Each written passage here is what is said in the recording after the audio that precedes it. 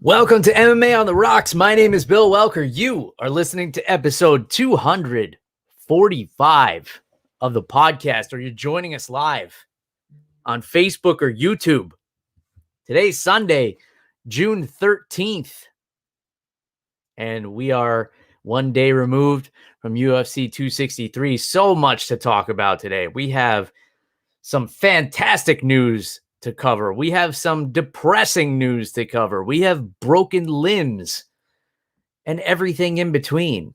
But before we get into any of that, let me introduce, all the way from sweltering New Jersey, Jeff, the Animal Wilson. Jeff, how you feeling on this early Sunday afternoon, my friend?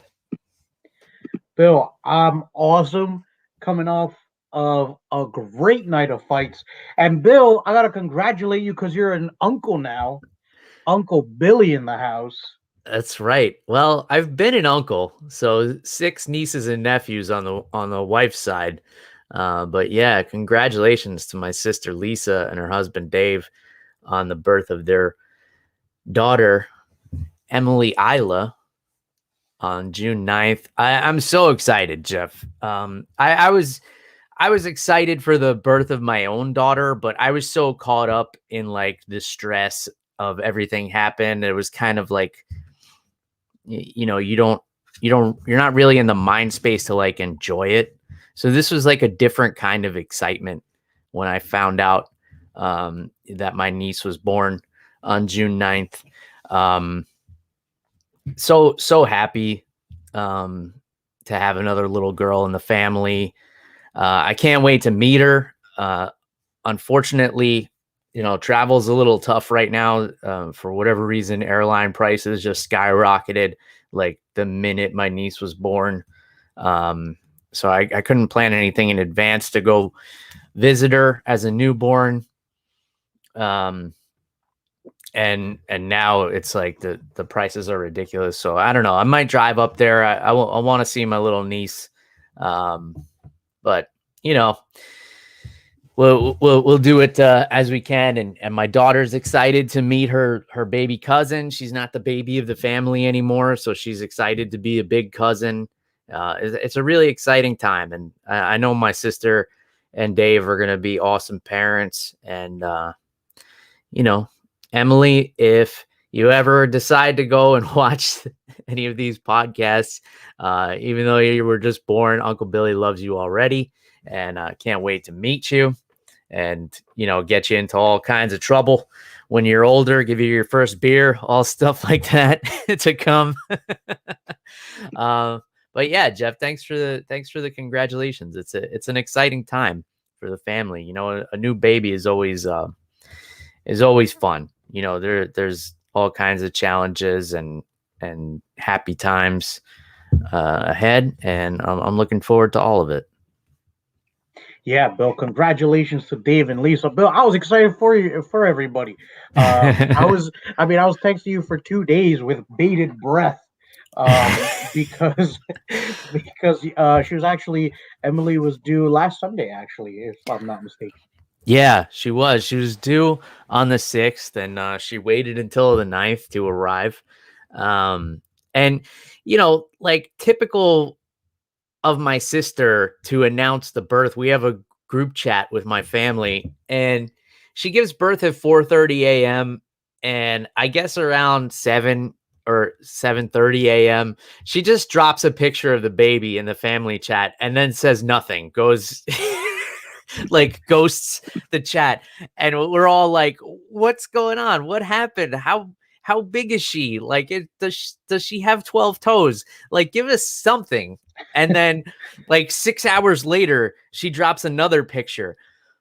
What's her name? What's going on? Like, she made this birth announcement like a Batman villain. Like, all right, we're going to release one picture every 6 hours. In each picture will be a clue to the baby's name. And if Batman doesn't figure out the name of the baby by sundown, then he's never going to meet her.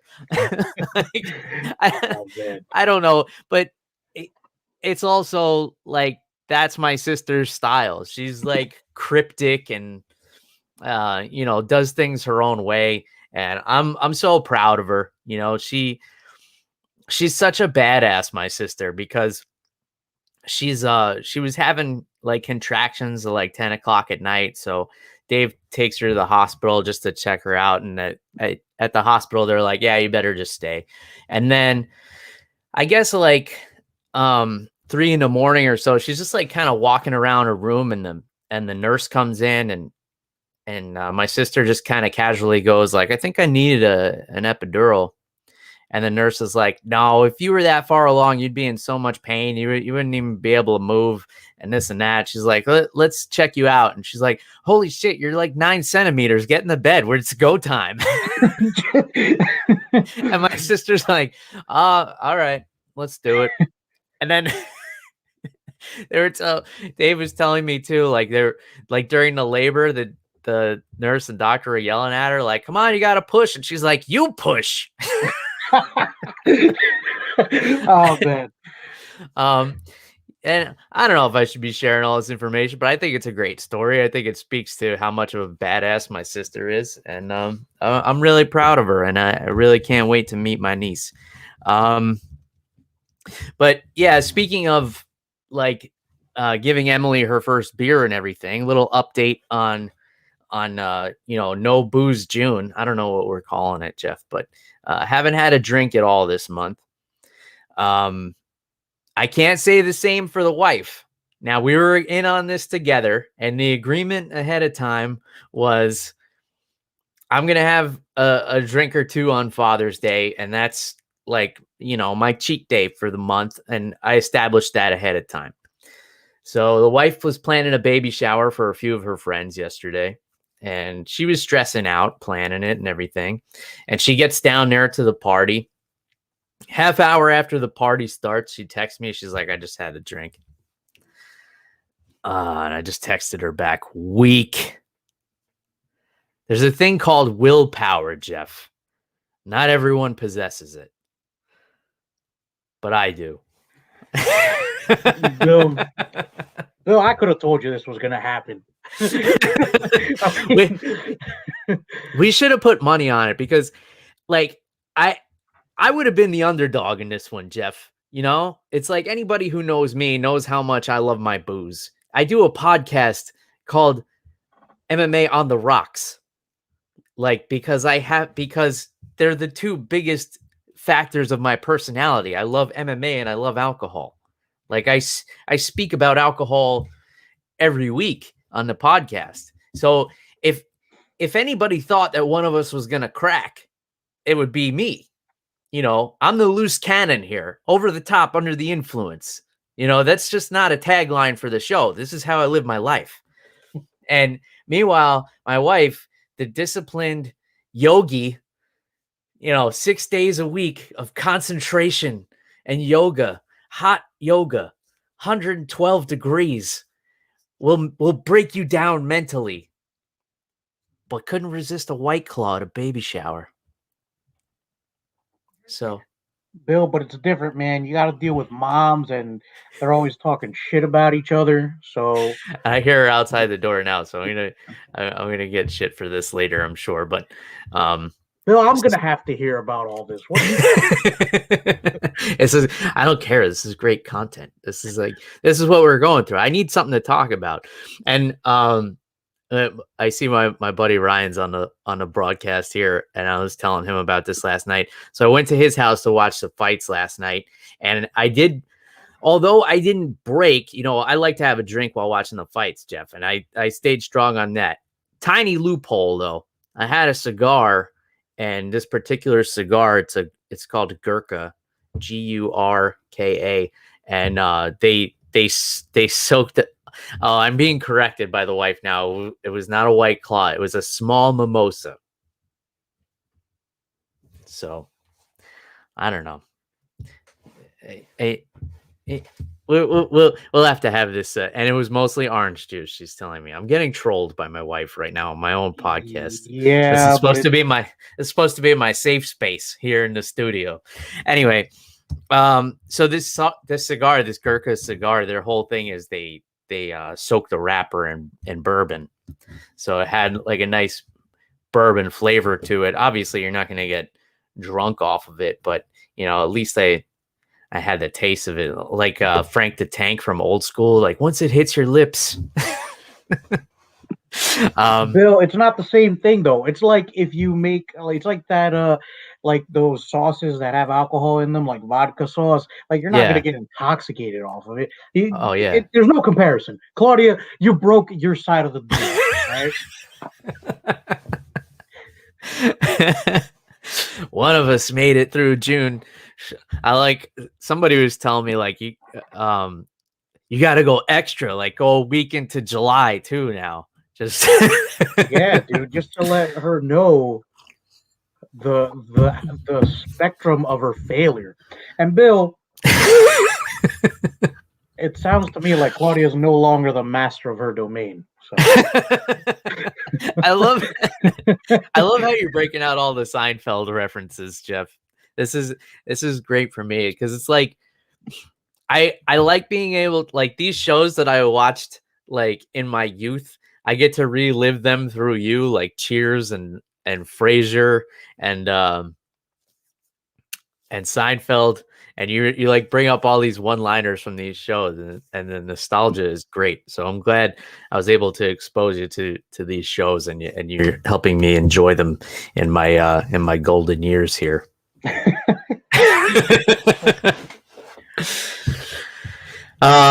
Anyway, I guess we could talk about some MMA, and I want to start with some great news.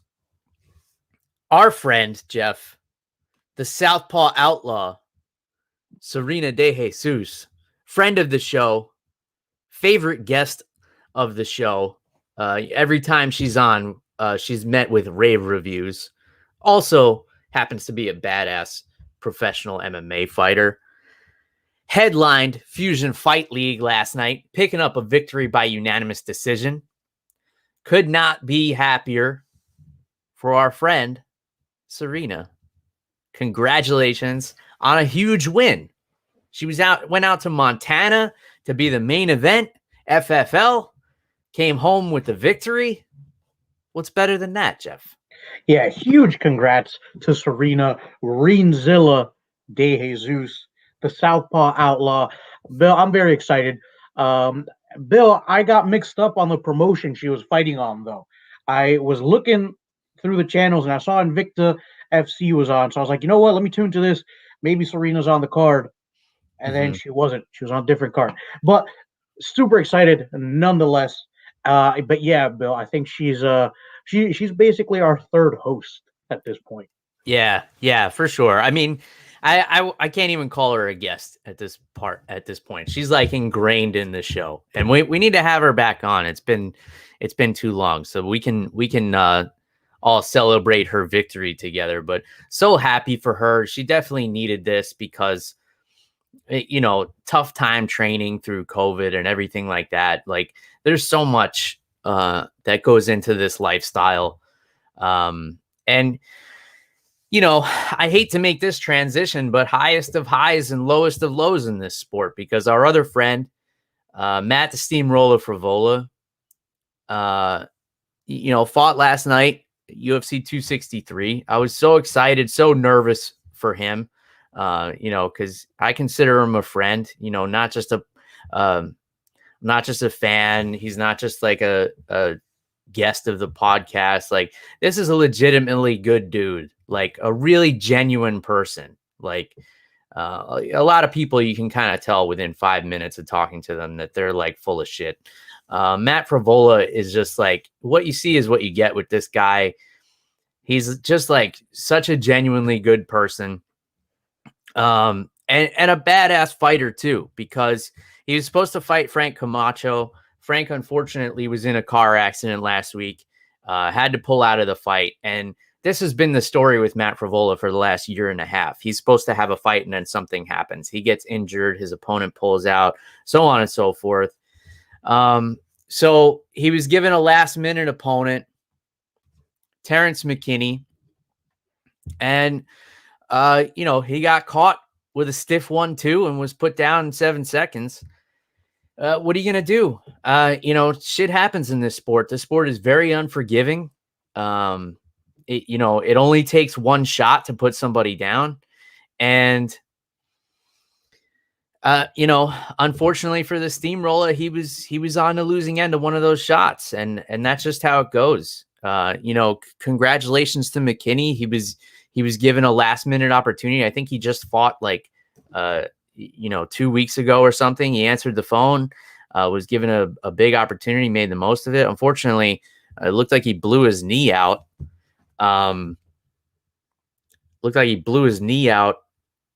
Celebrating his victory. So hopefully he's okay, but congratulations to him. And, Matt has such a great head on his shoulders, and I know he's going to bounce back from this and come back stronger from it. But damn, it was hard to watch. And then, of course, I made the mistake going on the internet and seeing all the dumb shit people were saying about him on there. And I never take that stuff seriously because, these are people who would never have the guts to get into a cage or to even get into a training room. So you can't take that seriously. I know he doesn't. What I did enjoy seeing more so were the people sending positive messages. I got quite a few DMs from people and messages on Twitter from people, wishing the steamroller well and hoping he's okay. And, I want to pass along those positive vibes instead of acknowledging the trolls that were talking some wild shit.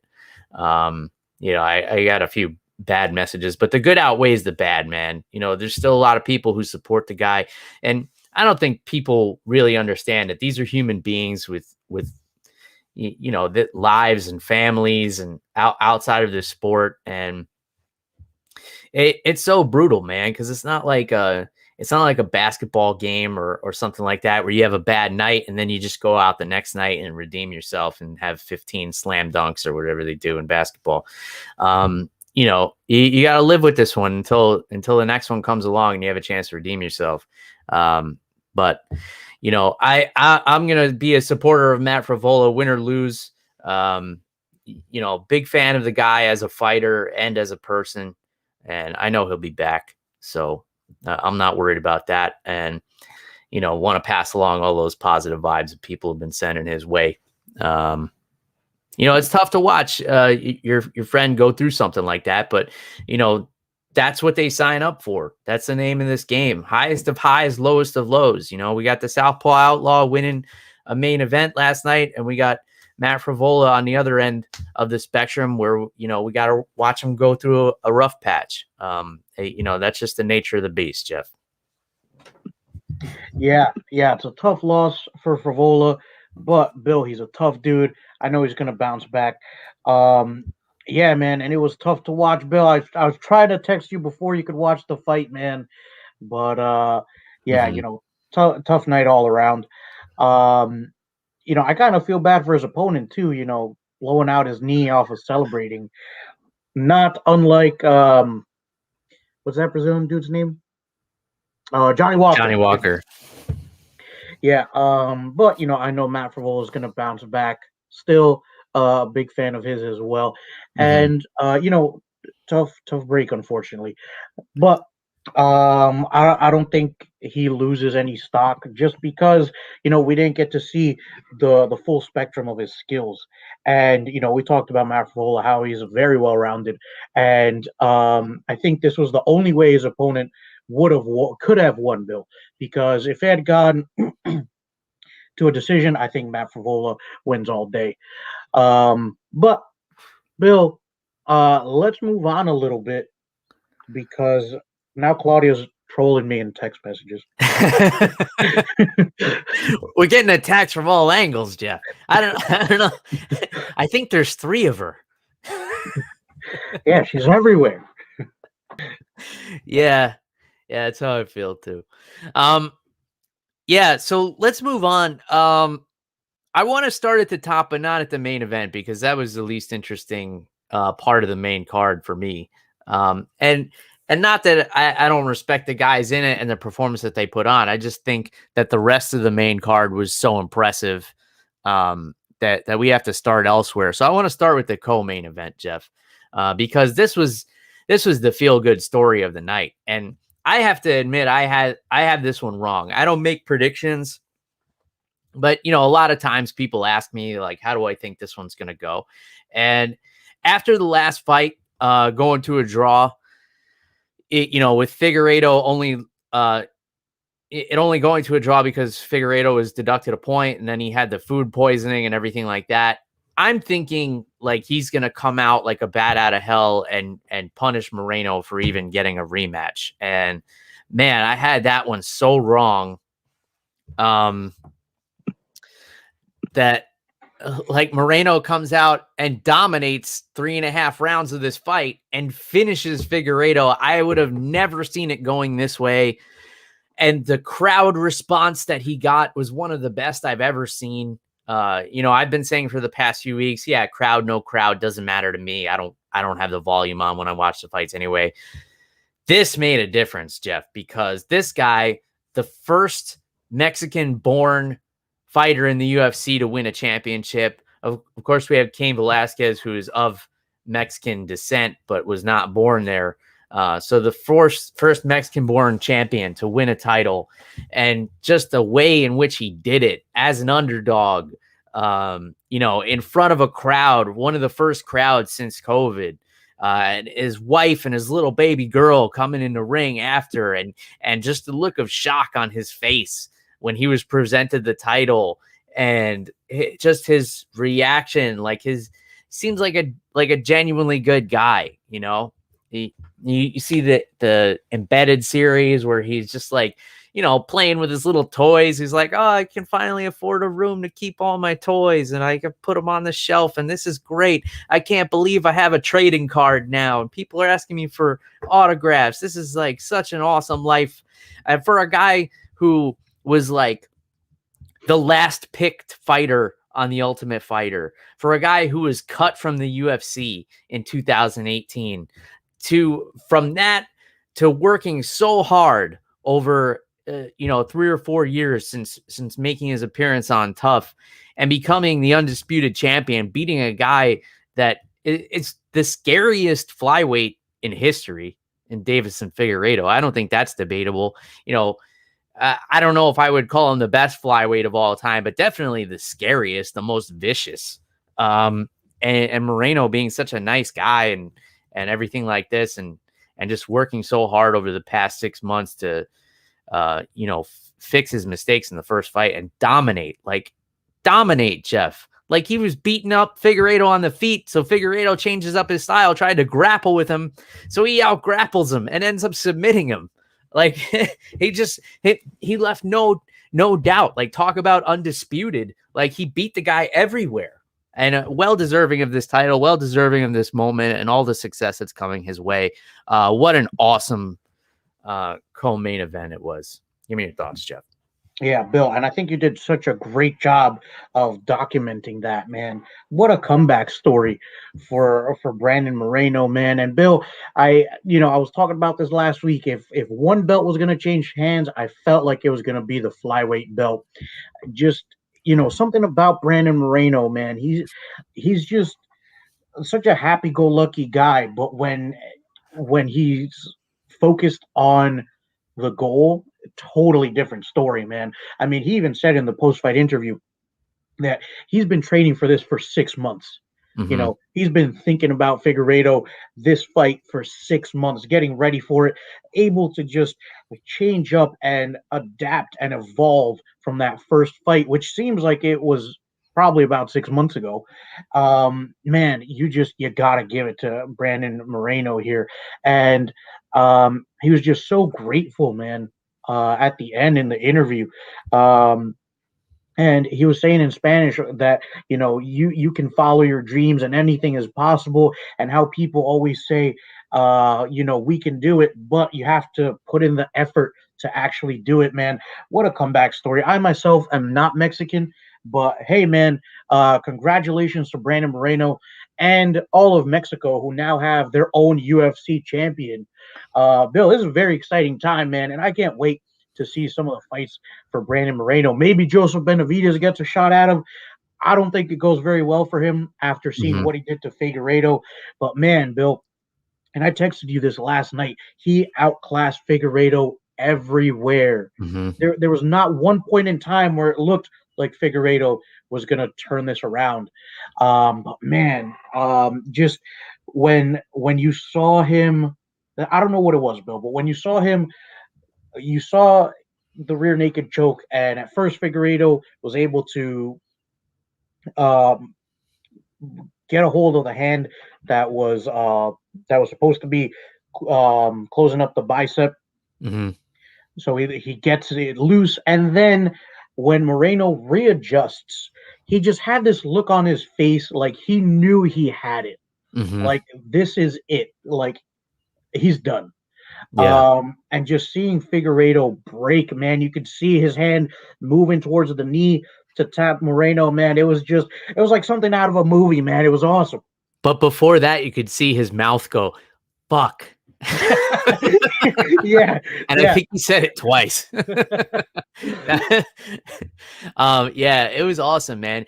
Especially because, like, if you watch the build up to this fight and you see Moreno and he's playing with his little action figures and he's so excited about his trading cards, and then you look at Figueiredo and this guy is just vicious, man. He's like eating fetuses for breakfast and like just training like a madman and looking like he's ready to rip somebody limb from limb. Like, he looks like he reminded me of, like, do you remember Ace Ventura 2 when they bring that little guy out?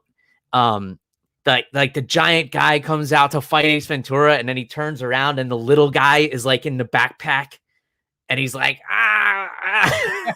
and like immediately jumps out, and Ace Ventura's like, what's this guy gonna do? And the guy just starts swinging him around. Like that kind of reminds me of Deiveson Figueiredo.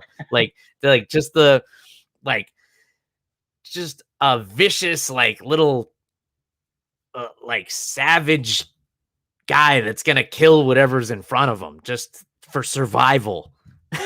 And then you have Moreno, like oh man, oh yeah, I can simulate this fight with my little toys. So just so awesome. Such an awesome story, such an awesome way for it to go, and such an exciting fight. For both guys. I think Figueiredo, it may be the last time we see him at flyweight. I think the cut is just too much for him. He's missed weight a few times, and he really has to suck himself dry to make that weight. I think he's really more of a natural bantamweight. But I'd be excited to watch both of these guys fight in their next fight. So let's move on. I'd rather talk about the whole rest of the main card before the main event. So let's just do it that way. Leon Edwards and Nate Diaz, man. It was a fight unlike anything you've seen before. And it was a one-sided beatdown. Leon Edwards was winning almost bell to bell until the fifth round when he almost gets knocked out. But for some reason, it's like one of the most entertaining things you could see. Like, just Nate Diaz, like, turning his back and then turning around and slapping Leon in the face, like, while he's getting beaten down and bloodied up, and he's still just like playing games and talking shit and giving him the finger. This is why people love Nate Diaz, and this is why he won't lose any stock from losing this fight. I saw several people talking about, like, Leon won the decision, but Nate won the fight. I like that. And even Chael Sonnen, and you guys know what a fan of Chael Sonnen I am. Like, one of the few podcasts I listen to religiously. In the post-fight breakdown, he's like, if you're telling me Nate Diaz lost the fight, okay, I don't remember that he lost the fight. All I remember is that I loved what I saw. And that's kind of the magic of Nate Diaz. That's why he's like such a one-of-a-kind fighter. He gets in there, gets bloodied up, gets beaten down, has one moment in the fight where he stuns Leon Edwards. And I think a lot of people thought Leon was possibly playing possum, like doing a rope-a-dope. And then you saw he kept stumbling back and he didn't have his legs under him. And the way that Nate hit him, he hit him with the Stockton slap and the straight left and just stunned him, stopped him dead in his tracks, and then stops and points at him. Like, the guy is, I don't think he even means to be so theatric. He just is.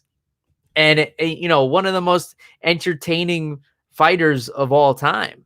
I don't think you can put him in the conversation of like greatest ever. He doesn't have the most impressive record, but who's not going to tune in for a Nate Diaz fight, especially after that? Who cares that he even lost a decision? I don't know. Give me your thoughts on this, Jeff. Bill, Nate Diaz could have a record of 10-30, and I think people would still watch him fight, man. He's just entertaining. Yeah. And like you said, it's natural. It's not like a character. At least it doesn't feel that way. But man, Bill, I'll be honest with you. I think the crowd made the fight a little bit more than it was. I didn't think it was a good fight, but it was entertaining. Yeah. If that makes sense. It was just Leon Edwards pounding on Nate Diaz for 5 rounds. And here's the thing of it too. The person who gets the worst of this whole experience is the guy who won the fight in Leon Edwards, who the guy cannot catch a break. Like, he's looked phenomenal for the last 5 years and nobody gives a shit. Like, nobody, not one person wants to give this guy credit. I mean, and I'm kind of in the same boat, but now I'm kind of like almost feeling bad for him. It's just like, what a run of bad luck. Like, the most publicity the guy has gotten is getting the 3-piece in the soda from Jorge Masvidal. And now he beats the brakes off of Nate Diaz. But all anybody is talking about is how entertaining Nate Diaz was in this fight and how he almost knocked out Leon in the 5th round. Nobody's like, wow, Leon sure looked phenomenal. He really pieced Nate up. He's definitely next in line for a title. Nobody's going to be talking about that. I mean, all those things are true. He looked great. He had an awesome game plan. He didn't let Nate get in his head. All the weird shit Nate was doing, turning his back to him, slapping him in the face, giving him the finger. Leon was patient. He was picking him apart. Wasn't afraid to take him to the ground, beat him up everywhere. Just got stunned with one shot at the end of the fight. And then the fight's over. He's still getting booed. Like, everybody just wants to hear from Nate. And it's like, this guy just can't catch a break. And good point by my buddy Ryan here that nobody was giving Kamaru Usman any respect before he became the champion either. That's definitely true. And he's just starting to get that now. He's starting to get the respect he deserves. I saw him on one of my favorite YouTube shows, Hot Ones, recently, Jeff. I don't know if you caught that. That's on my queue. I really want to watch that one. It was good. It was a good one. It's good to see, Usman getting that exposure. But man, Leon Edwards, like, I don't think there's a better fighter with less respect than Leon Edwards in the world. Like, who is as good as Leon that gets such little respect as Leon? Bill, I'll be honest with you. I'm not sure, but I don't want Leon Edwards to get that title shot. I don't think he deserves it. Listen, you don't go winning 5 rounds and then almost get knocked out at the end. Like, that's the last thing people are going to remember. I don't see Leon Edwards getting the title shot. Almost gets knocked out at the end of this fight, man. I don't see it happening, man. I think you're better off giving the title shot to Nate Diaz just because that'll fill some seats, man. Yeah. I mean, you're not wrong, Jeff. Like, we always talk about, you got to think about the business perspective. If they turned around and, like, say, like, Usman beats Covington in the rematch, and they're like, all right, we're going to do Diaz versus Usman. Everybody would be like, all right, cool. Everybody except Leon Edwards would be like, what the fuck, man? I just beat him up for 4.5 minutes. It's like, he punches me one time and he gets the title shot. But everybody else would be like, nah, shut up, bro. It's Diaz. Let's go. And then if Covington wins the rematch, who's not going to want to see Colby Covington and Nate Diaz for the Undisputed Championship? Like, fuck anybody who says they don't want to see that. Like, the build-up alone would be epic. Yeah, Bill. I was just gonna say the countdown episode and the UFC vlogs alone would make that pay-per-view, man. Yeah. And nobody, you could, if they put Leon Edwards like on the undercard next against like an unranked fighter, people will be like, yeah, well, that's what he gets for beating up Nate. Like that's the literal mentality of fans. And if you're the UFC, you got to recognize that. That's why they pay Nate, the 7-figure contract. He probably made triple whatever Leon made to whip his ass last night, because Nate gets guaranteed money. He doesn't even have to win the fight to get his full purse, I believe. Oh, wow. He's one of the few people that has that deal, and that came from the Conor McGregor fights and such. And plus he's got his own weed company. I mean, the guy's set for life. But he loves to fight, so he'll get back in there. He's got to heal up. I love. I mean, he's got to have the best cut man in the industry, because this guy sneezes too hard and he's bleeding everywhere. He had that cut over the eye that we've seen several times. That's what wound up being the stoppage of the Masvidal fight. And they just stuffed like 1.5 pounds of Vaseline in it. And they're like, all right, Nate, get back out there before this thing starts leaking again. Like, and then the cut on the side of his head, when Joe Rogan said it looks like he got hit upside the head with a hatchet. Jeez, I didn't hear that part. Yeah. Oh, man. I didn't hear much of the commentary, but that came through. And it did, man. Like, it's just bleeding all over the place. And everybody at the end of this is like, yeah, you almost knocked him out, though. Yeah, man. I mean, would it be a Nate Diaz fight without all this chaos? Come on. It reminded me of did you ever see Coming to America, Jeff? No. I need right. to though. It's a classic. Yeah, so there's a scene in Coming to America. So basically, Eddie Murphy plays several roles in this film, and there's a scene in the barbershop, and they're talking about like how there's no good white boxers, and somebody's like, well, what about Rocky Marciano? And then Eddie Murphy, as the barbershop character, is like, Rocky Marciano, that's their one. You know who you know who is the best of all time? Joe Louis. And then what Rocky Marciano ever done? And then there's another guy, an older guy sitting there. He's like, he beat Joe Louis's ass. And then he's like, oh yeah, that's true. I feel like that's everybody talking about this fight today. It's like, oh yeah, Leon Edwards beating the brakes off of Nate Diaz. Like, he almost knocked him out though. And everybody's like, oh, yep, good point. Let's give him a title shot. Yeah. And Jeff, I'm such a purist with MMA, and I like for things to be done the right way and people getting what they deserve. Nate Diaz, if they put him in there for a title shot, I'm like, yeah, makes sense. He almost knocked out Leon Edwards. Hey, I mean, Nick Diaz got a title shot against George St. Pierre after losing to Carlos Condit. So let's make it happen. Let's do it. Yeah, I mean, Nick Diaz is another one.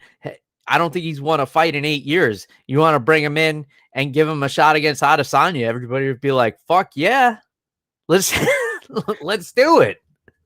Like, well, what's he done to deserve this? Fucking Nick Diaz. That's it. That's what he's done. That's it. The Diaz brothers are like the Chuck Norrises of the MMA world. Like, that's the kind of status they've achieved. Yeah, and speaking of Nick Diaz, it was awesome seeing him in the arena.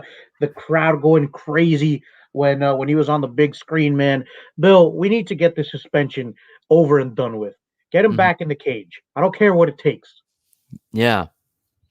And it's like, it's hard to pinpoint exactly what these guys do that give them this legendary status. I think it's just they don't give a shit. They don't give a shit if you love them or not. Like, they have their crew, they have the people around them who are important to them, and they don't give a shit what anybody thinks. And I experienced it, Jeff. I've told this story on the show before when I hung out with the Diaz brothers and partied with them. when I first saw Nick Diaz, he was just sitting on a couch on his phone, and I'm like, holy shit, look how amazing he is. Look at him texting somebody. And it's like, they're just sitting on a couch. Like, he's hosting the after party. He's sitting on a couch, just like, I don't give a fuck about this shit. And he's like, just on his phone. Like, this is amazing. And then I wound up, in there talking to them and taking shots of Patron with them. If you guys want to hear the full story, I'll link to it later on, how I wound up partying with those guys. But yeah, man, it's just that's just them. If there was a third Diaz brother, he could make his debut and fight Brandon Moreno. They'd be like, yeah, oh, there's a flyweight Diaz. Give him a title shot. I think that's the only acceptable way for a flyweight Diaz to make his debut, man. Yeah. And everybody would forget how much they love Brandon Moreno real quick. They'd be like, yeah, but fuck him. He's fighting Diaz, man. Oh, man. Yeah, so let's move on.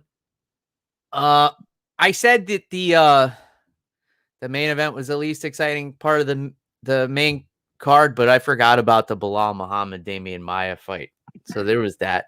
So did the live crowd, and they witnessed it in person. Yeah, this was like everybody went up to get a beer at this point.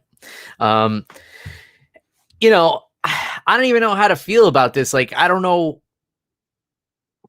what Belal Muhammad did to win this fight.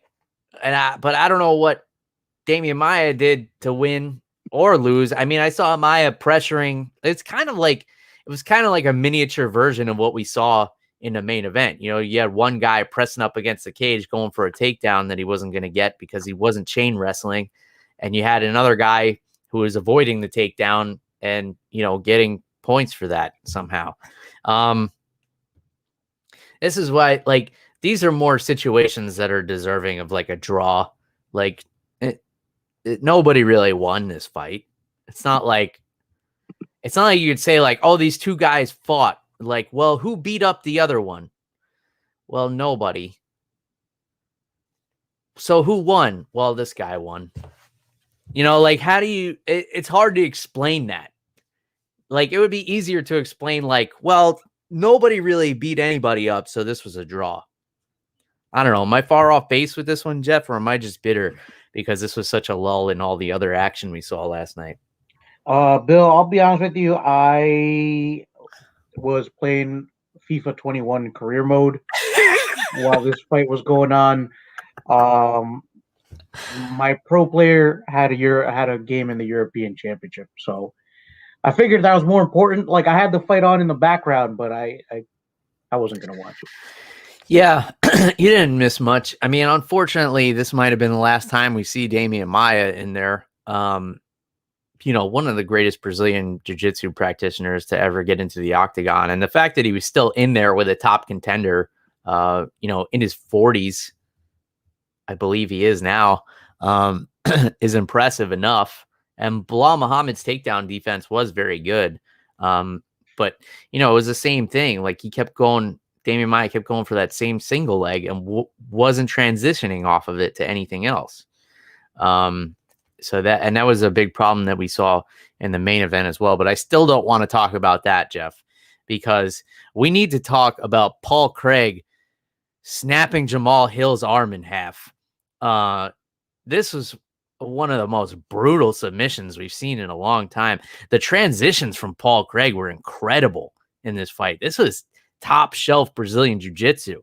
Like, he was using those long legs, attacking one arm, and just as Jamal Hill escaped, he's got his other arm trapped. And then he had him like kind of in a triangle, breaks the arm in half, looks at the referee, whose name is Al Guinea. I'm not familiar with Al, but I don't imagine he's going to be getting any refereeing opportunities anytime soon. And Paul Craig is like, hey, look, here's his arm. And it's like, the guy couldn't even tap because he can't move his arm from the elbow down. I guess he could have tapped with the other arm, but he also, like, there was a lot of bad blood here, so he doesn't want to tap out to a guy that he has bad blood with. And Jamal Hill is kind of trying to tell the referee, like, hey, my arm's broken. So, like, you have three things going on here that should have stopped the fight. You have the arm breaking, which anybody watching this who knows nothing about fighting could see like, oh, your arm's not supposed to bend that way. They should probably stop the fight. And then you have Paul Craig saying like, hey, his arm's broken. It's kind of dangling here. Maybe you should stop the fight. And then you have Jamahal Hill going like, I don't want to tap out, but look at my arm. And all three of those things, the referee is like, yeah, cool story, bro. You guys know Nate Diaz is fighting later? And he's just lets it go. So Paul Craig's like, all right, let me smack him in the face while his arm is flailing around, like clearly broken in half. And then the referee stopped it. The best part of this whole thing, Jeff, was Jamahal Hill sits back on his butt and his arm flops over in the way that it's not supposed to bend. And he looks at it and he just goes, well, shit. Like, what? That's a bad dude right there, man. First of all, it doesn't tap when his arm gets broken in half. I think anybody who watches that is going to cringe watching it. You know, I've been doing jiu-jitsu almost 10 years. I've seen some gruesome shit. I was cringing a little bit watching this. I don't like to see that happen to anybody. But his reaction was just like, oh, man, this is an inconvenience. That was my favorite part of this whole exchange. But yeah, that referee, like, there needs to be some kind of repercussions for this, like a suspension or some, like, stop the fight. You know, I remember like when Frank Mir broke Tim Sylvia's arm, like as soon as that pop happened, I believe it was Herb Dean stopped it immediately. And that's what needs to happen. Like, and I remember this happened a few other times in Pride. I think Frank Mir also dislocated Nogueira's shoulder with an arm lock. Like, you need to stop the fight. Once somebody has an entire limb compromised, they can't defend themselves. Like, that's it. It's over. But give me your thoughts on this whole thing, Jeff. Bill, I was very upset about this because as I'm trying to like look for a way to watch this, now I'll leave it to everybody's discretion as to whether this way of watching it was legal or not. But I'm trying to, watch it, and unfortunately, I can't get it going. So by the time I do like pull it up, the fight's already over. I was like, damn it! But I did see the break and everything. Bill, this dude Jamahal Hill is an absolute psychopath. Like, not only did he not tap, but he didn't scream out in pain when his arm broke. Like that, anytime you hear that, you know that you got it. That's a verbal tap. But Jamahal Hill's nothing, just nothing. Mm-hmm. And his arm was like, not only was it broken, it looked like there was like a spiral break or something. Like, it looked like not only was it broken, but it looked like the bone was like turned in a way that it shouldn't be. Like, I don't think that, like, it just looks like an injury that it's going to take a while to heal because they're going to have to like line up the bones and then put it back together. Well, they did give an update, Jeff. It turned out that his elbow was just dislocated. They were able to pop it back in. So I'm sure he's going to have some ligament damage or something like that, but no broken bone. Oh, wow. So that's good news for Jamahal Hill. That's great news for Jamahal Hill, and I'm glad he's okay because that looked horrifying. Yeah. And listen, Paul Craig said it in the post-fight interview. He said, listen, it's not my job to stop the fight. It's the ref's job to stop the fight when that happens. And he's absolutely correct. People are going to be upset that Paul Craig was still punching him while Jamahal Hill, while he was stuck in the triangle. But hey, listen, the ref, that's his job, is to pull him off and let him know that the fight's done. So this is absolutely on the ref, Bill. This is unacceptable, man. Yeah, absolutely. And there's an example. It was Matt Lindland against a jiu-jitsu practitioner back in the day. I want to say Mario Bustamante or somebody like that, where I think it was Bustamante. He had Lindland in an arm bar and Lindland tapped. So Bustamante let it go, but the referee didn't see the tap. So the fight continued and he wound up having to submit him again because Lindland was like, no, I didn't tap. What are you talking about?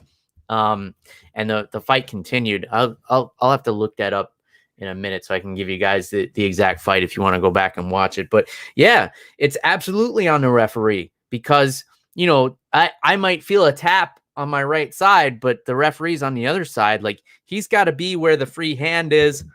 And he's also got to be making a judgment call. Like, if that guy is not able to continue or he's not able to defend himself, I mean, not only did he have a broken arm, but he's trapped in that triangle. He can't move. Like, you got to make that judgment call and stop that fight. And it, you know, it's unfortunate. Like, everybody makes mistakes, but, you know, the unfortunate part about it is there won't be any repercussions for it. And I've been saying this for years, that there needs to be a governing body over all of the athletic commissions that brings people in and says, like, hey, what the fuck were you thinking when this happened? And they're like, well, you know, I didn't see the angle of the arm and like something out, like at least give them a chance to explain themselves and then fire them. But no, there'll be nothing. This guy, like, he'll get a little heat on social media for a week, and then everybody will forget by the time he referees another fight. This guy looked like Patrick Stewart. Yeah, I didn't get a look at the ref. But Bill, I think you're correct. I think it was Bustamante, that fight. But yeah, dude, it's unfortunate. But Bill, I thought it was an awesome way to open the card, and I'm glad everybody is okay. Mm-hmm. I'm glad Jamahal Hill did not break his arm. But yeah, man, other than that, I think Paul Craig looked fantastic in there. Jamahal Hill, tough dude, coming off of a win over OSP, Owen St. Preux. But man, you know, Paul Craig is up there in the light heavyweight division. Maybe not in the top 5, maybe not even top 6 or 7, but I think Paul Craig is a very well-rounded fighter, man, and he's a tough task for anybody. Yeah, and who's going to want to go to the ground with him after seeing him snap a dude's arm in half? And a guy in Jamahal Hill who has a solid ground game. It's not like, you know, he's a white belt in there. But yeah. Only 2 more fights I want to go into detail on, Jeff. Brad Riddell and Drew Dober. This wound up being the fight of the night, which surprised me that it got the fight of the night bonus over Diaz Edwards, because I think that fight got the biggest pop of the night. So you would think, and I'm sure those guys are going to get compensated under the table for that fight, you know, with the blood that was shed, and it's definitely going to have the biggest talking point. Riddell and Dober, though, great back and forth. These guys both rocked each other, some good grappling exchanges, very exciting fight. I was actually like, I probably shouldn't admit this, but I was driving to my buddy's house where I was going to watch the pay-per-view, and I had the fights on my phone in the car. I wasn't watching it while I was driving it, like when I would look down at a red light and stuff, but I was sitting in my car outside my buddy's house waiting for the round to end. For like, I watched the last 2.5 minutes on my phone in my car of the second round before I went inside. Like, what an incredible fight that was.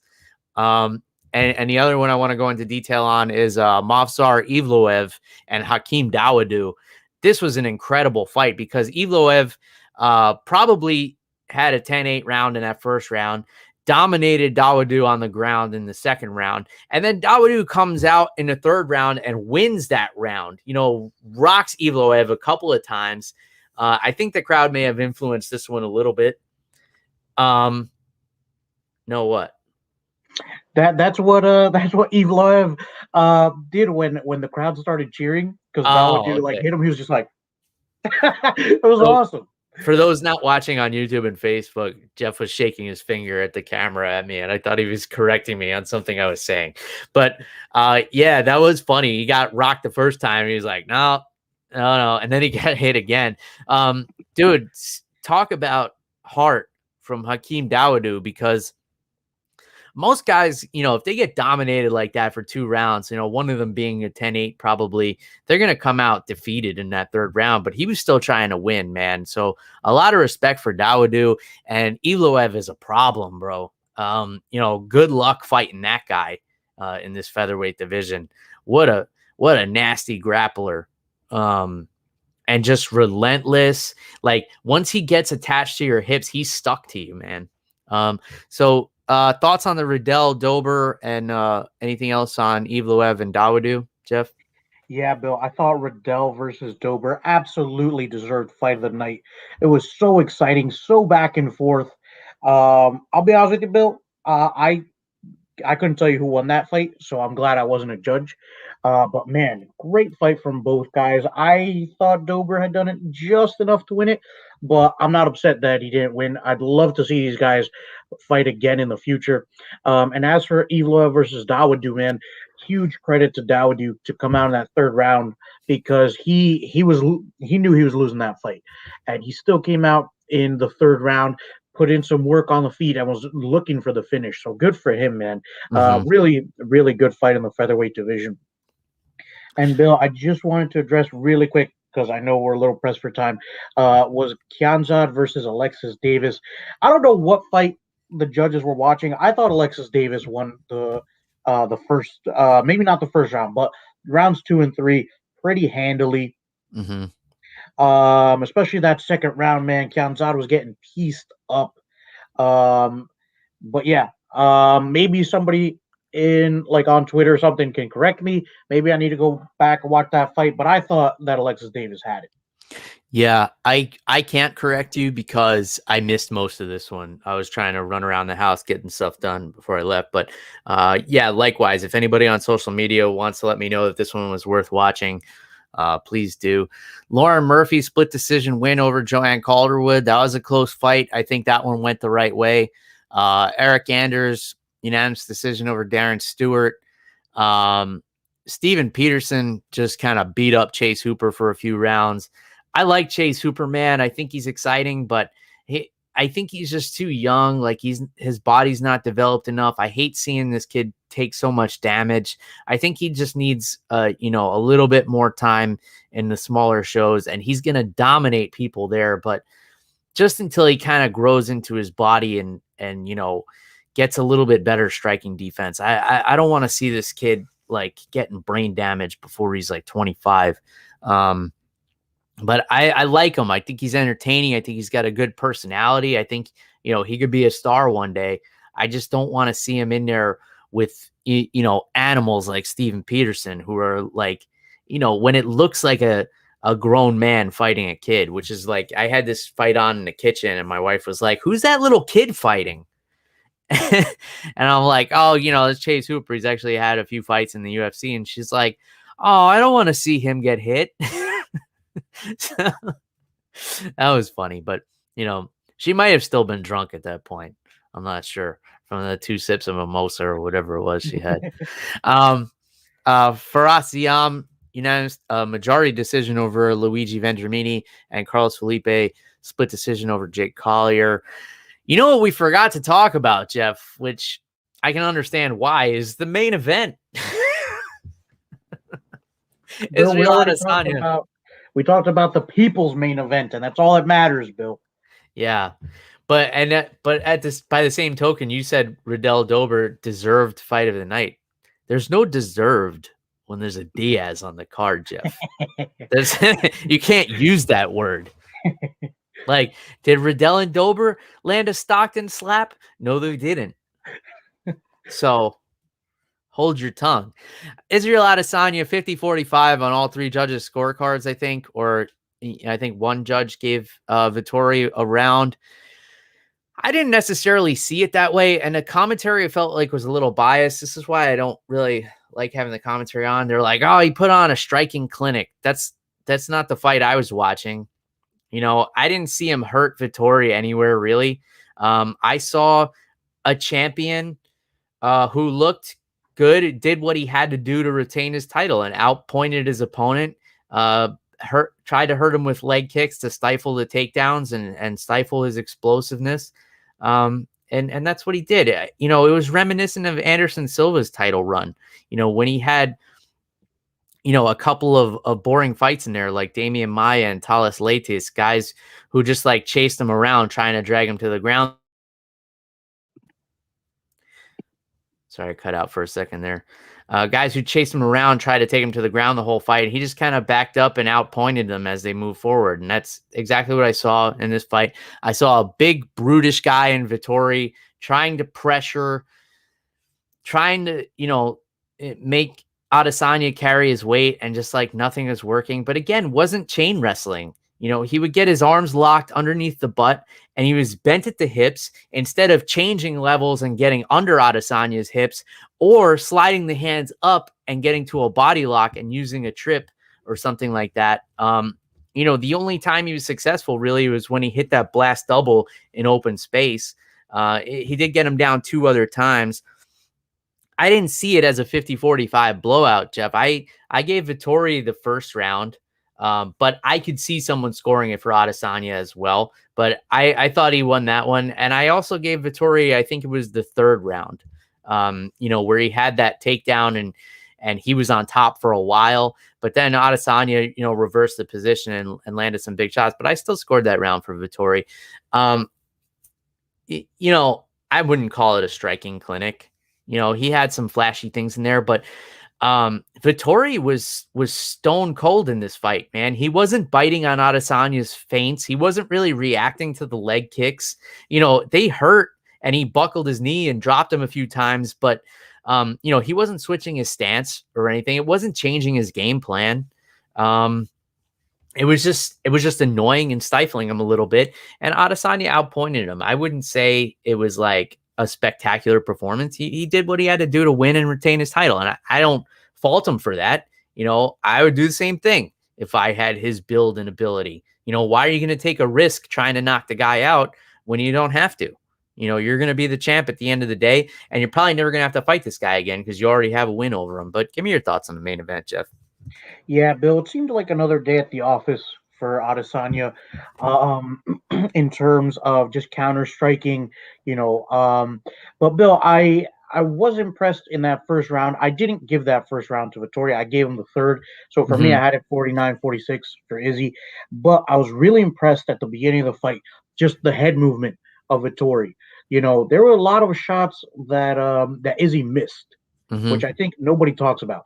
This wasn't a striking clinic. I mean, he didn't hit Vettori with anything powerful. And there was a lot of times where Vettori was able to just slip the shots really well. I wanted to keep seeing the head movement. I think this fight was a lot closer than maybe the pundits are giving it credit for. And, unfortunately, I think Vettori, I think that he held back a little bit in terms of cardio. I think that if he had emptied the tank a little bit, maybe in that 5th round, when he was going for the takedowns, just empty the tank, because at the end, he's walking around, shaking Izzy's hand and stuff, talking to Izzy. Like, that tells me that he didn't leave it all in there. I think he held back a little bit because of the fear of being knocked out. Yeah. It was interesting, man. It was, Vettori had like a one-dimensional game plan and it didn't work out for him. Like there was no plan B. And, I wasn't a fan of the cornering either. I believe it was Rafael Cordero who was in his corner, who's, fantastic coach. But all he was telling him was like, you lost that round. You lost that round too. You lost that round too. And Vettori, instead of being receptive, is like, no, I didn't. And it's like, that was the exchange in the corner. It's not like there was no technical advice. There wasn't like, hey, change your levels and get under the hips when you have your hands locked under his butt, or slide up to the body lock, or when you're pressuring him, throw an extra punch on your combinations because you're missing. Like, follow up with the 3, follow up with the 4, go down to the body if you're missing at the head, if his head's moving too quick for you. There was no technical advice. It was like, you have to win this round. Get him to the ground. All right. Well, how do I do that? Like, tell me what I'm not seeing in there, because it's been 4 rounds of the same shit. I've been doing the same things that aren't working. Like, tell me what I can do different. Don't just tell me I'm losing and I need to win. Like, I know that. Like, that's the objective. I want to win. Obviously. Tell me how. So I would have liked to see a little bit more of that. Because, I'm every exchange with the wrestling, I'm like, man, he needs to switch to something else. Like, move up to the body lock, try a trip, try to take the legs out. Don't just sit there and get elbowed in the head while you got your hands locked under his butt, because you should be able to finish from that position. Once you have your hands locked It's like you got to change levels and lift, or you got to slide up to the body lock. You can't just stay there and try and like build up energy and then explode. Like that's not effective. That'll work in the gym, when there's no striking involved. You can, hang on to that as long as you want and then explode into a takedown, throw the guy across the room. It's not going to work in a title fight, where a guy can elbow you in the head. But yeah, Bill, sorry to cut you off, but Bill, I would have just been happy if his coach had told him bend at the knees, not at the waist. That would have been some helpful advice. Yeah, like something. And you got to wonder, like, and we'll probably never hear this admitted. You got to wonder if there was an injury from Vettori or something. Because he's a good grappler. He's got good wrestling. You would think he'd be able to chain things together a little bit better. So, maybe there was something stifling him there. We know he's tough as nails. We know that he gets frustrated when other guys pull out of fights, and he's expressed like he's gone into fights hurt before. So that's the only thing I can think of. But, congrats to the champ. It's unfortunate that they were the main event, and it's literally the last fight we're talking about, and it's not going to be a huge talking point for a lot of people, I imagine. So let's put a bow on UFC 263. Overall, fantastic card, very entertaining. You can't ask for much more than that. You had broken limbs, you had blood everywhere. You had 6 pounds of Vaseline stuffed into Nate Diaz's skull. Probably caused like internal bleeding in his brain. And a hatchet wound on the other side of his face. But, he almost knocked out Leon Edwards. I don't know if you heard, Jeff. That was the highlight of the fight. It was. That's all people are going to be talking about. Like, I've already seen a bunch of great memes and stuff. I'll definitely share a few of those on social media later. Before we get into next week, if you guys want to grab a hold of some MMA on the Rocks gear, you can do so through our friends at Team Reaper, Reaper1.co. I happen to be wearing our shirt today. Over the top, under the influence. You can grab a t-shirt, tank top, or hoodie. Use the promo code MMA Rocks 10, MMAROCKS10. As always, I'll put the links in the show notes. And you can grab some other stuff. You can grab some MMA training gear, gear bags, sparring gloves, jiu-jitsu gis, all that stuff. You can use the promo code to buy any of that. You don't have to buy our stuff. You can also buy some fighter t-shirts, support some fighters. So that's that. I'll leave that link up for now. And let's talk real quick about next week, Jeff. UFC on ESPN 25 from the Apex, UFC Vegas 29, I believe it is. The Korean Zombie Chan Sung Jung against Dan Ige. This is an awesome main event. Like, how do you not love this main event? These are two guys that just go for broke every time they're in there. Two guys that have won a ton of bonuses, two guys with a ton of knockouts.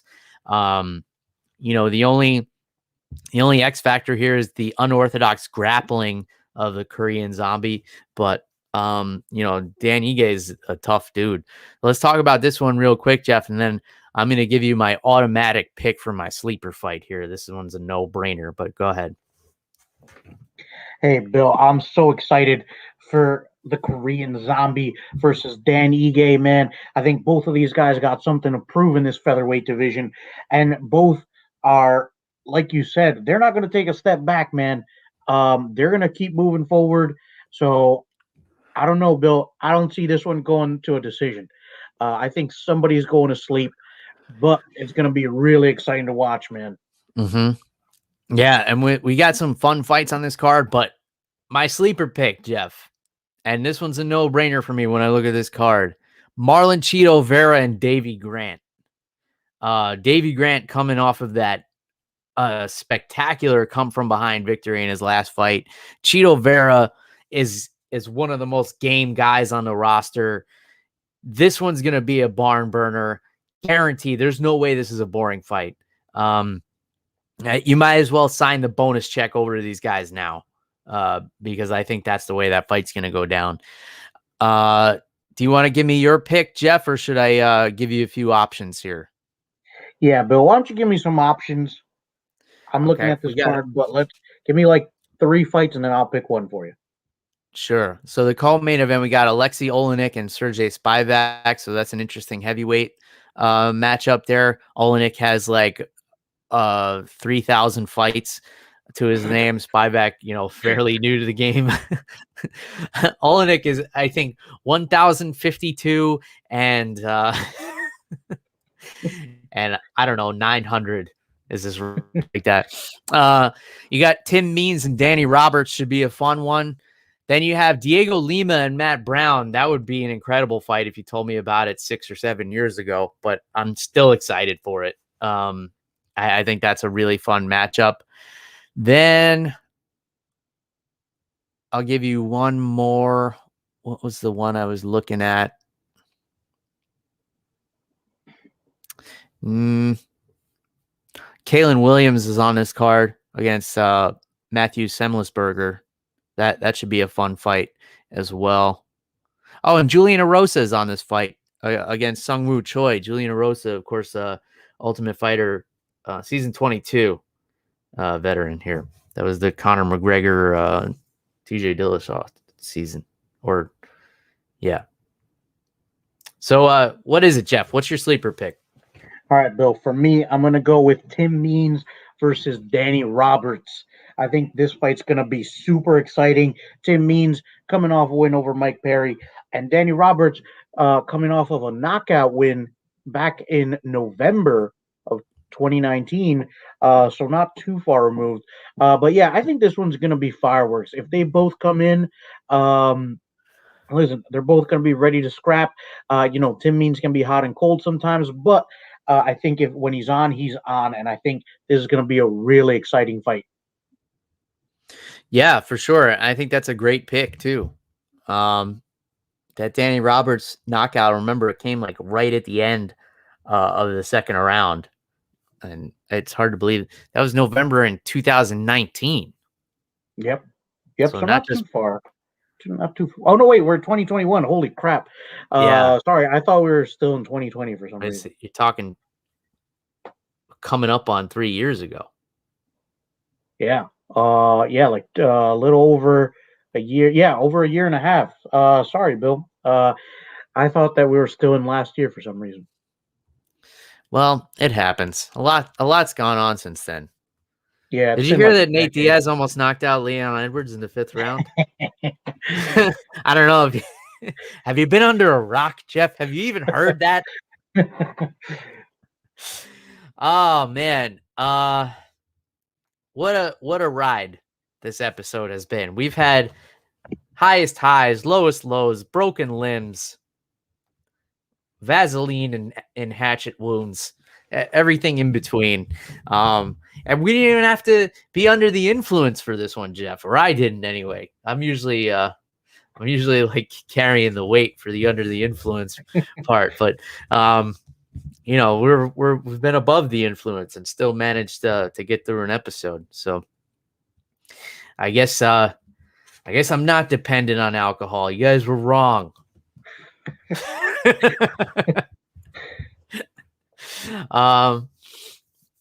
Yeah, so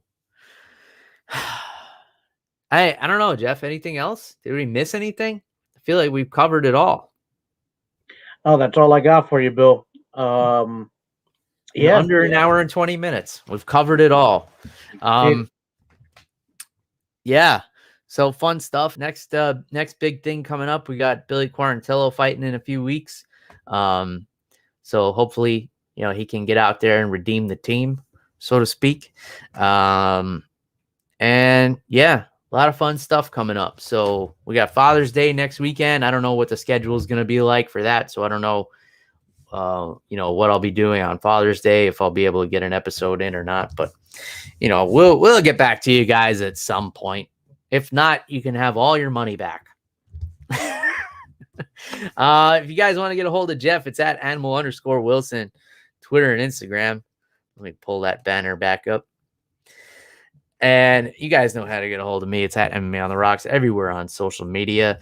And that's all we got for this week. So until next time, remember that Nate Diaz almost knocked out Leon Edwards in that 5th round last night. And cheers, everybody.